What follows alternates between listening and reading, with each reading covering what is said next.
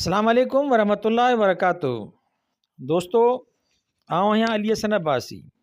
किताब आहे जी जियारियो जन, विछड़ साथियुनि लाइ श्रद्धांजलियूं।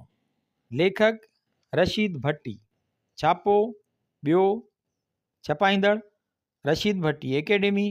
साल मार्च 2016 ईस्वी। किस्त 11।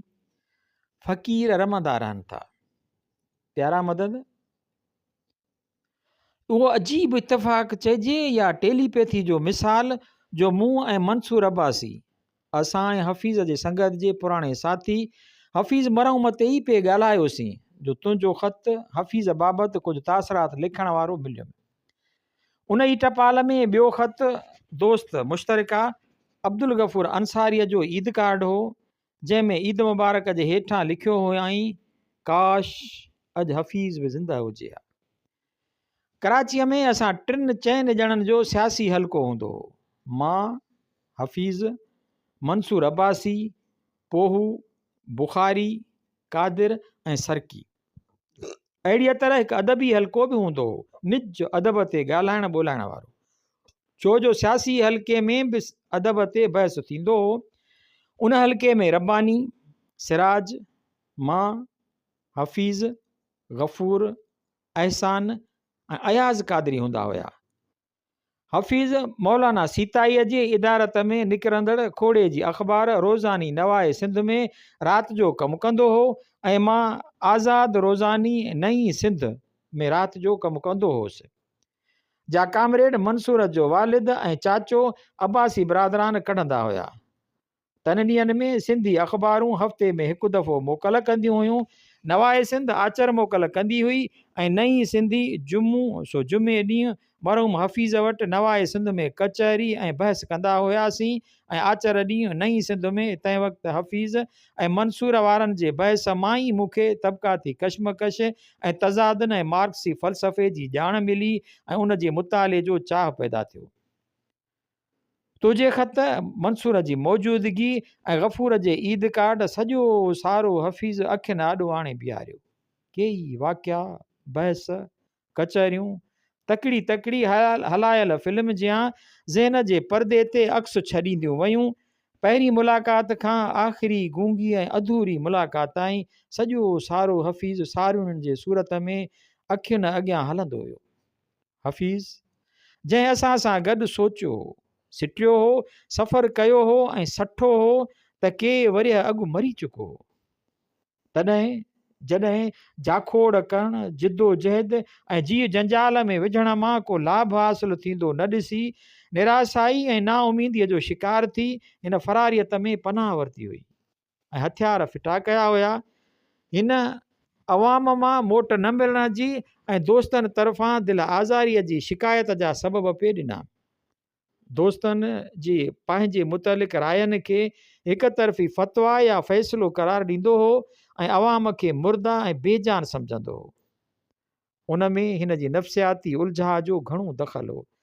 हफ़ीज़ सां ट्रेजिडी या अलमियो इहो हो त हू अवाम जी ज़हनी ऐं शऊरी सतह खे बि फ़नकार ऐं दानिशर वारी सतह सां भेटे उन पटांदड़ मजांस मोट जी तवक़ रखी रहियो हो।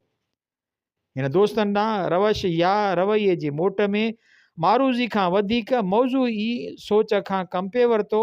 उन करे पंहिंजे माहौल खे पंहिंजे ज़हनी ऐं ख़याली इर्तिकाई सोच जे मुताबिक़ न ॾिसी हू दिलि शिकस्ता थी पियो, मायूसियुनि जे मांधाण में पइजी वियो ऐं फ़रार जी राह अख़्तियार कयाईं। हिन अदबी ऐं नज़रियाती दोस्तनि खां परे थियणु, अंदर जी अज़ीम फ़नकार ऐं हसास अदीब खे घुटो ॾियणु ऐं मारूज़ी हक़ीक़तुनि ऐं उन जी नफ़ी करण जी सूरत में फ़रार अख़्तियार कयो। पाण खे पनाह ऐं आथत ॾियण जी कोशिश कई। पोइ हू सालनि जा साल उन फ़रार ऐं निराशा जी नामुरादीअ जे गर्दिश में घुमंदो रहियो। पर उहा संदसि ख़ुदि फ़रेबी ऐं भटकियल सोच हुई जा हुन पाण में महसूस कई हूंदी। उन ख़ुदि फ़रेबीअ वारी फ़रारियत ऐं निराशा जे ईज़ा ऐं पीड़ा खां कई साल शायदि मरण घड़ीअ ताईं किंझंदो ऐं लुछंदो रहियो।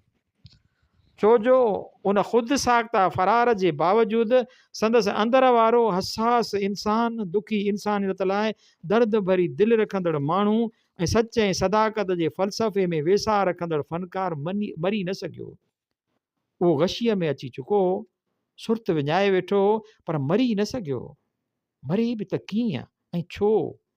भला कॾहिं अज़ीम इंसान फ़नकार बि मुआ आहिनि? इंसानियत ऐं फ़न बि कॾहिं ख़तमु थिया आहिनि? हू जॾहिं बि इतफ़ाक़ सां वेंदे भुले भुलाए झूननि जानियुनि मां कंहिंसां मिलंदो हो, छो जो अक्सर हू उन्हनि सां मिलण खां लवाईंदो ऐं लहराईंदो हो, त संदसि अंदर वारो हफ़ीज़ कर मोड़े ओॿासियूं ॾेई जागण ऐं उथण जी कंदो हो, ऐं वरी ओचितो छिरकी पाण वेसर ऐं फरार जे वकिरे में मोटी अदोगाबरी मुलाक़ात मां मोकिलाए वेंदो। मन में माधाण, चहिरे ते पाण ठगण जूं भावनाऊं, ज़हन में अजीब कशमकश, ऐं चवंदो वेंदो, अब ढूंढो उसे चराग़े रुखे ज़ेबा लेकर। हू पोयूं सॼो अरसो ईअं इन छिकताण ऐं ज़हनी उलझन में गुज़ारींदो रहियो। मरण खां साल ॾेढ अॻु हू मूंखे ओचितो सखर में टकर ते मिली वियो। गुज़िरियल 4-5 सालनि खां हू सखर या जेकबाबाद में ज़िले फैमिली प्लानिंग बोर्ड जो एग्ज़ेक्टिव ऑफिसर तौरु कमु कंदो रहियो ऐं सखर में रही रहियो, पर मिलण खां नाबरी। उहो हफ़ीज़ जो रोज़ न मिले त आराम न अचेसि। हू ॼाणी वाणी इरादतनि दिलि जी ख़्वाहिश जे हूंदे बि असां सां मिलण खां पासो कंदो हो। मूं खेसि कुलनि खां झले चयो, यार साथ त छॾे वएं, सलाम वालेकुम खां त न वञ। न यार, हिन थधो साह भरे चयो, तव्हां जहिड़नि साथियुनि जो संग छुटण को सुथरो आहे। तव्हां सां त जन्म जन्म जो साथ आहे प्यारा।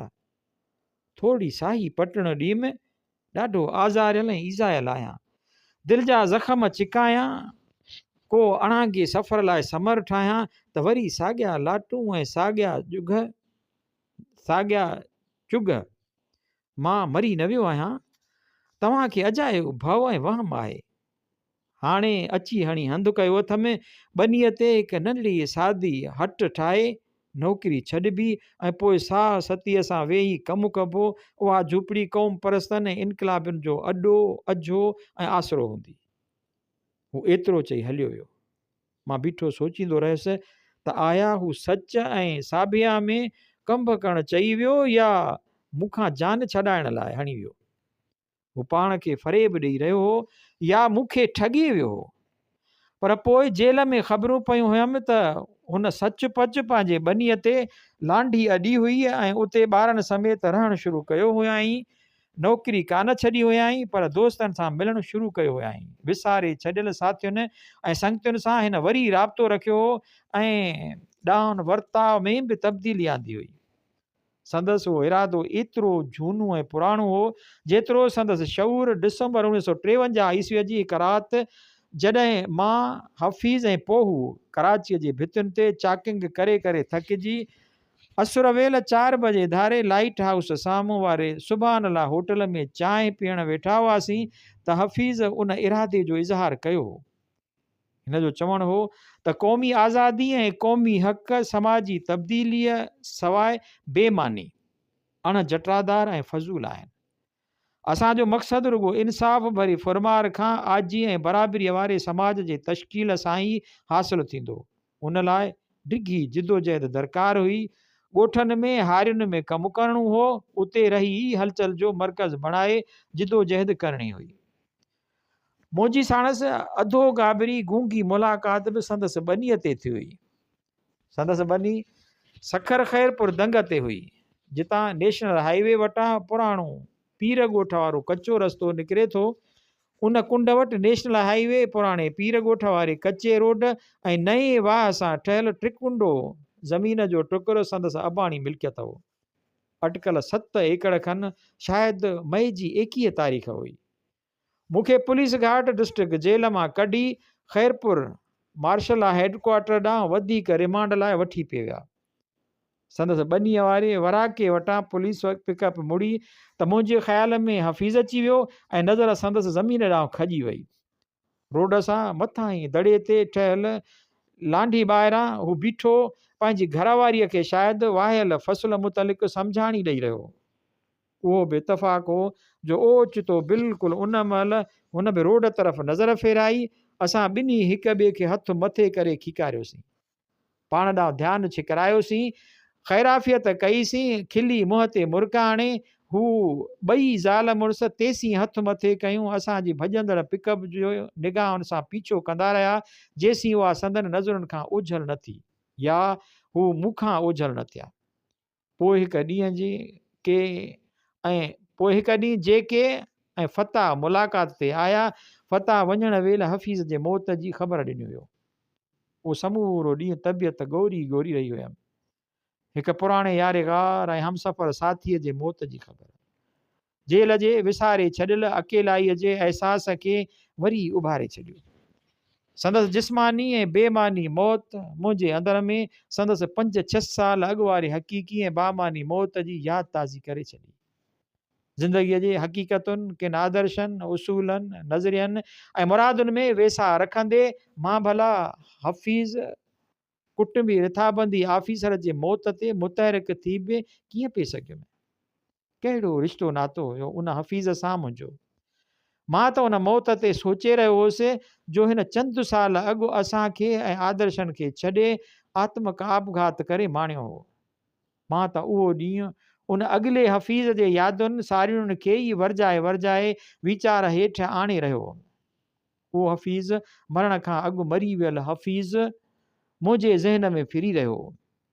कटर ऐं अॾोल क़ौम परस्त, पाण खे अर्पे छॾींदड़, अरडो ऐं अणमोट आशावादी, इश्तराकी, हिन जे हर अफ़साने में, हर ख़त में, हर गुफ़्तगू में, हर फ़ैल ऐं कौल में मूंखे पको पढ़ियल ॻढ़ियल सामीवाद नज़र ईंदो हो। हिन जो वजूद क़ौम दुश्मन ऐं अवाम दुश्मन फ़र्दनि लाइ हिकु गार हूंदो हो। वॾेर का ॿार ऐं संदन पालतू ऐं काणियारा विचोले तबिके जा शागिर्द हफ़ीज़ ते कॉलेज में, हॉस्टल में, मानीअ जे मेस में चिथरूं कंदा हुआ ऐं उन ख़िलाफ़ु पंहिंजे कीने ऐं कमीनाईअ जो भरपूर इज़हार कंदे पंहिंजी जागीरदारी समाज जी ठहियल इख़लाक़ी क़दरुनि खे बि पुठीअ भर उछलाए छॾींदा हुआ ऐं मोट में हफ़ीज़ खेनि चखी बि न कंदो हो। जे कंहिं अहिड़े मौक़े ते कंहिं दोस्त माठ करण बजाए कंहिं चवण लाइ चयुसि त सीनू साहे कमीस जा बटण खोले अॻिते ज़ुबानी हमले आवर तरफ़ झुकी पंहिंजे ख़्याल में ई या कम में ई मगन वराईंदो, यार फ़क़ीर रमंदा रहंदा आहिनि, कुता भौंकंदा ई रहंदा आहिनि।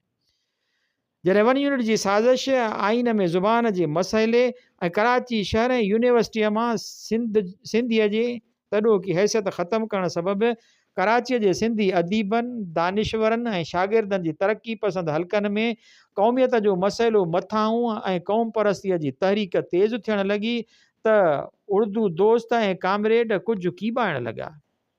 हुन वक़्तु बि तबक़ाती जंग खे अवल तरजीह जिदोजहद ॼाणी असांजी हलचल खे सबोटेज करण जी कोशिशि करण लॻा। असां मां को बि तबक़नि जे वजूद जे नासूर ऐं उन ख़िलाफ़ जिदोजहद जे ख़िलाफ़ न हो, पर सवाल रुगो उन वक़्तु तरजीह जो हो। उन महिल सिंध में नई उभरियल गॾियल तरक़ी पसंदि कुवत में फोट जी शुरूआति थी। असां में हफ़ीज़ ऐं मरगूब बुखारी पहिरियां शख़्स हुया जे दरामद थियल कामरेडनि सां इख़्तिलाफ़ करे धार थी आया। पंहिंजे कुनी धार चाढ़ियाऊं, तुर्त ई पोहू ऐं सोभो बि मंझाउनि निराश ऐं मायूस थी पिया। असां पंहिंजे लेखे इबियास ऐं प्रचार शुरू कयो। मार्क्सिज़म या को बि फ़लसफ़ो ऐं नज़रियो कंहिंजी अबाणी मीरास त न हूंदो आहे, या सामीवाद कॾहिं क़ौमियत ऐं क़ौमी हक़नि जी नफ़ी थो करे। असांजे कामरेडनि कन ॼाणी वाणी ऐं कन लाशऊरी तौरु पंहिंजे तबक़ाती मफ़ादनि ऐं असां सां साथ ॾियण खां इनकार कयो, जंहिं सबबि सिंध में तरक़ी पसंदि तहरीक खे काफ़ी पुठिते हटिणो पियो ऐं बोर्जवाई जागीरदारी क़ौम परस्ती अॻिते वधी आई। सिंधियुनि लाइ सरमाएदार कामोरा ॿेगीअ जे मफ़ादनि जी मुहाफ़िज़ ऐं पालतू मुल्लनि मज़हब जूं ग़लति ऐं मतलबी तावीलूं करे जो किरदार पे अदा कयो, सो ई थोरी तफ़रीक़ सां असांजो ग़ैर सिंधी कामरेड सोशलिज़म जे ग़लति तावीलुनि सां करे रहियो हो ऐं उन ॾींहुं पंहिंजे अंदरि अमर फ़नकार ऐं अज़ीम इंसान समाईंदड़ दिलि सदा लाइ बीजी चुकी हुई। हफ़ीज़ जो कमु किरण वारी निंड मां जागी कर मोड़े हलंदड़ कारवान में शरीक थियण जा सांभा करे रहियो हो। सो उहा हसरत ऐं आरज़ू पूरी कई धारा कूच करे वियो। हू पंहिंजे आदर्श ऐं वेसा जो अंत ऐं अंजाम न ॾिसी सघियो। जंहिं मार्ग में हिन रत सतु ॾिनो हो, जंहिं लाइ हिन सूर सख़्तियूं ऐं कष्ट कशाला सठा हुया, तंहिंजो माॻ हू माणे न सघियो। अॼु संगत वारो हफ़ीज़ मरी चुको हो। शागिर्द रिसाले वारो हफ़ीज़ मरी चुको हो। तासुबी रोज़ानी अंजाम जे कालम निगार महमूदा सुल्ताना खे शाहिद लतीफ़ ऐं शुआए लतीफ़ जे नाले सां मुंहुं टोड़ जवाबु ॾींदड़ शेख हफ़ीज़ रिहलत करे वियो। बाबा उर्दू डॉक्टर अब्दुल हक़ ॾे सिंधी ज़ुबान जे हक़ में मेमोरेंडम ते सही वठण लाइ वञण जी जुरत कंदड़ ऐं उन सां बहस कंदड़ हफ़ीज़ लाॾाणो करे वियो। नवाए सिंध जो न्यूज़ एडिटर, नवाए सिंध, नई सिंध, रुकया मंज़िल, धनीराम बिल्डिंग, मेठाराम हॉस्टल ऐं जय हिंद चौक, हींअर पाकिस्तान चौक जे रेस्टोरेंटनि में गर्मा गर्म तिखा ऐं तेज़ बहस कंदड़ शेख हफ़ीज़ अॼु सर्द ऐं माठो थी चुको हो। उहो सॼो ॾींहुं मुंहिंजे दिलि ऐं दिमाग़ ते हफ़ीज़ी तारी ऐं भारी रहियो। अवाम जो हाल अहवाल वठंदड़ हफ़ीज़ अरॾो गुतियल ज़िद्दी त साॻे ई वक़्तु पूरा लोबा वेठे वेठे रीचक आयुसि त माण्हू ई ॿियो, कॾहिं मासो कॾहिं तोलो, कॾहिं फुलसूट में, कंहिं सफ़ारत खाने जे फंक्शन में, अख़बारी हैसियत में, त कॾहिं चंपल पेरनि में, खॾे ऐं ग़रीब कॉलोनीअ में धर ततीअ जो पियो रुलंदो। अवाम जो हाल अहवाल वठंदो मोटंदो त 3 ॾींहं बुखार न रुगो अवामी ज़िंदगीअ जो मुशाहिदो गहरो हो, पर इंसान जे अंदर में घूर ऐं झाती बि ॾाढी तेज़ ऐं गहरी हूंदी हुई। उहो ई सबबु आहे जो सिंधी अदब खे अमां मां स्कूल न वेंदुसि। बॻोड़ा फ़क़ीर रमंदा रहनि था, ओस्तो जाड़ो ऐं हिन मास्टर्स वाइटाइन्स जहिड़ा अमर ऐं अज़ीम शाहकार अफ़साना ॾेई सघियो। उहो कुझु सोचे ऐं एद करे मूं महसूसु कयो त के वरिय अॻु असां केॾो त अज़ीम इंसान ऐं फ़नकार विञायो हो। हुन राति मूं जेल डायरीअ में रुगो हफ़ीज़ जूं यादाश्तूं ऐं हिन जी मौत बाबति तासुरु लिखियो। ॿिए ॾींहुं सुबुह जो वार्ड में मॉर्निंग वॉक कंदे अयाज़ पुछियो हो, राति यको पे बती ॿरियई, छा पे पढ़ी? लिखियमि पे, मूं वराणियो हो। वॾी डायरी लिखियई छा? हिन हलंदे पुछियो। छा ते पे लिखियई? हफ़ीज़ ते। छो? ओचितो कीअं यादि पियई? वीचारो मरी वियो। मूं अयाज़ खे बि ख़बर ॾिनी। मरी वियो? अयाज़ हलंदे बीही रहियो। कंहिं ॿुधायई? काल फ़ताह मलिक आयो हो, ॻाल्हि करे वियो। Poor soul, now we can only remember him, Ayaz चयो। असां वाक छॾे अची अयाज़ जे बैरक में वेठा हुआसीं। चांहि जो कोप ते हफ़ीज़ वधीक यादि आयो। हू केॾो न आदी ऐं शौक़ीन हो चांहि जो। हयाती ऐं मौत जे फ़लसफ़े ते ॻाल्हाईंदा रहियासीं। माण्हू फ़नकार मरी नथो, पंहिंजे फ़इलनि अमलनि हासिलात जे सूरत में जहिड़ो थो रहे। शेख हफ़ीज़ मरी वियो हो, पर हू सदाईं जहिड़ो रहंदो जेसीं संदसि किरदारनि जहिड़ा इंसान जहिड़ा रहंदा। हू जहिड़ो हूंदो वरी वरी यादि ईंदो। जंहिं तरीक़े जन हालतुनि हेठि हिन जे मौत थियण जो उपटार फ़ताह ॿुधायो हो, उहे सोचे अलाए छो मूंखे संदसि हिकु अफ़साने जो किरदारु यादि अची वियो। यादि आयुमि त जॾहिं हिन उहो अफ़सानो संगत जे कचहरीअ में पढ़ियो हो त हिकु दोस्त शायदि नबी बख़्श दाऊद पोटे चर्चे में चयो होसि, यार पाण ते लिखियो अथई छा? थी सघे थो ऐं उहो बि थी सघे थो त असां मां कंहिं बि हिकु या सभिनी ते हुजे। ऐं उहो अफ़सानो हो फ़क़ीर रमदा रहनि था।